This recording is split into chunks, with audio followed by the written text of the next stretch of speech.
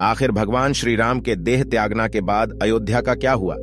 आखिर कैसे भगवान श्री राम की संतानों यानी कि लव और कुश ने राज्य को संभाला और कैसे सूर्यवंशियों का वंश आगे बढ़ा? वीडियो आगे बढ़ने से पहले कृपया चैनल को सब्सक्राइब कर लें ताकि आपको ऐसी धार्मिक कथाएं मिलती रहे और आपके मन में श्री कृष्ण जी के प्रति अधिक प्रेम हो तो कमेंट बॉक्स में जय श्री कृष्णा अवश्य लिखें। चलिए चलते हैं कथा की तरफ। रावण का अंत करने के बाद जब श्री राम माता सीता को अपने साथ वापस अयोध्या ले आए, तब माता सीता को यह नहीं पता था कि उनके लिए अभी परीक्षाओं का अंत नहीं हुआ है और एक दूसरी परीक्षा अभी भी उनके मार्ग में खड़ी है।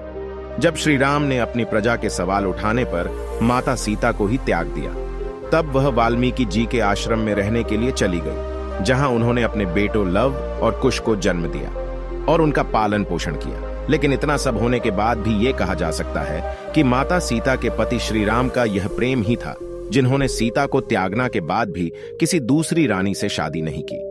माता सीता की अनुपस्थिति में उनकी कमी को पूरा करने के लिए वह अपने साथ ही यज्ञ में सोने की गुड्डियां लेकर बैठते थे। सोने की गुड्डियां इसीलिए क्योंकि सोने को सबसे पवित्र माना जाता है। आइए जानते हैं, जब भगवान श्री राम ने राजपाट छोड़ दिया तो उसके बाद रघुवंशियों का क्या हुआ? आखिर किसने शासन किया? भगवान श्री राम के राजपाट छोड़ने के बाद लव कुश अपनी सेना के साथ अयोध्या आए और उन्होंने वहां पर शासन संभाला। उन्होंने कुमुदवत से विवाह किया और अदिति के पिता बने और उनके बाद अतिथि के पुत्र हुए निषाद और निषाद के पुत्र हुए नर के बाद हुए नव। इस तरह यह वंशावली बढ़ते बढ़ते आ पहुंची। महाभारत काल के राजा बृहदबल तक इनका जिक्र कुश की 50वीं पीढ़ी के रूप में किया गया है। ये सब भगवान श्री राम के ही वंशज थे। उन्होंने कुरुक्षेत्र के युद्ध में कौरवों की ओर से युद्ध लड़े डहा था। कहते हैं चक्रव्यूह के दौरान अभिमन्यु और बृहदबल के बीच घमासान युद्ध हुआ था और अभिमन्यु के प्राणघातक तीर से उनकी मृत्यु हो गई थी। हमारे पुराणों में भरत, लक्ष्मण और शत्रुघ्न की भी दो पुत्रों का जिक्र मिलता है। भरत के 2 पुत्र हुए ताक्ष और पुष्कर, वही लक्ष्मण जी के पुत्र चित्रांगद और चंद्रकेतु, वही शत्रुघ्न के पुत्र हुए सुबाहु और शूरसेन। कहते हैं मथुरा का नाम पहले शूरसेन ही था। कहते हैं जब भगवान श्री राम को वनवास मिला तब उस समय में भरत जी का राज्याभिषेक होने वाला था, लेकिन भरत जी नहीं माने। उन्होंने दक्षिण कौशल प्रदेश में कुश और उत्तर कौशल प्रदेश में लव का अभिषेक कर दिया। भगवान राम के काल में भी कौशल राज्य उत्तर कौशल और दक्षिण कौशल में विभाजित था। कालिदास के रघुवंश चरित्र के अनुसार भगवान श्री राम ने अपने पुत्र लव को शरावती का और कुश को कुशावती का राज्य दिया था। श्रावणी की माने तो लव का राज्य उत्तर भारत का था और कुश का दक्षिण भारत का था। वहीं रघुवंश चरित्र के अनुसार कुश को अयोध्या जाने के लिए विंध्याचल पार करना पड़ता था। इससे यह भी सिद्ध होता है कि उनका राज्य दक्षिण कौशल में ही था।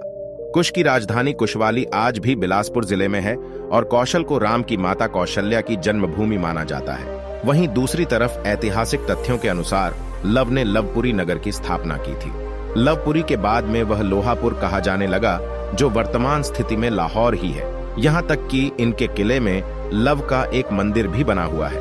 ऐसा माना जाता है कि इसके बाद लव के वंशज गुजरात चले गए और मेवाड़ में आकर बस गए, जहां इन्होंने सिसोदिया वंश की स्थापना की।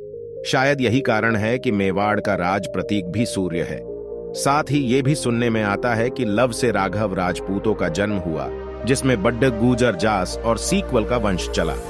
दूसरी शाखा सिसोदिया राजवंश की थी, जिसमें और गहलोत वंश के राजा हुए। दूसरी ओर कुश ने कुशावती राज्य की स्थापना की, जो छत्तीसगढ़ राज्य के बिलासपुर जिले में है। कुश ने अपना राज्य पूर्व की तरह भी फैलाया और ऐसा माना जाता है कि थाईलैंड के राजा इसी वंश के थे। शायद इन्हीं कुछ कारण से थाईलैंड के राजा को आज भी राम की उपाधि देने की प्रथा यथावत है। साथ ही कुशवाहा यानी कि कछुआ राजपूत का जन्म हुआ। इसके अलावा मौर्य सैनी के संप्रदाय की स्थापना कुश के वंश से ही हुई। वही जेपी मित्तल की किताब हिस्ट्री ऑथेंटिक इंडिया के अनुसार कुश की मृत्यु एक असुर के वध से हुई थी। उसके अलावा ऐसा कहा जाता है कि लव और कुश में से कुश का ही वंश आगे बढ़ा। इसी कारण इतिहास में कुछ के ही वंशजों का वर्णन ज्यादा मिलता है। पुराणों में 30 दूसरे सूर्यवंशी राजाओं का जिक्र भी मिलता है, जिसमें से एक नाम गौतम बुद्ध का भी है। सूर्यवंश के अंतिम राजा के रूप में राजा सुमित को ही जाना जाता है, जिन्होंने नंद वंश के संस्थापक पद्मानंद से हराकर अयोध्या को कस्बे में ले लिया था और ये समय ईसा पूर्व से 300 से लेकर 420 तक रहा होगा। वहीं भारत की सर्वोच्च अदालत ने यह भी आगे जाकर पूछा कि क्या राम के आज भी कोई वंशज अस्तित्व में है। तब जयपुर के राज परिवार में से दिया कुमारी ने एक पत्रावली के जरिए कुछ सबूत पेश किए, जिसमें अयोध्या के सभी राजाओं के नाम धर्मानुसार लिखे हुए थे और इसमें राम के वंशज के रूप में 289 नंबर पर वंशज अमर जयपुर के सवाई जय सिंह का ही नाम था और इसी क्रम में 3007 वंशज के रूप में दिया कुमारी के पिता महाराजा भवानी सिंह का ही नाम मिलता है।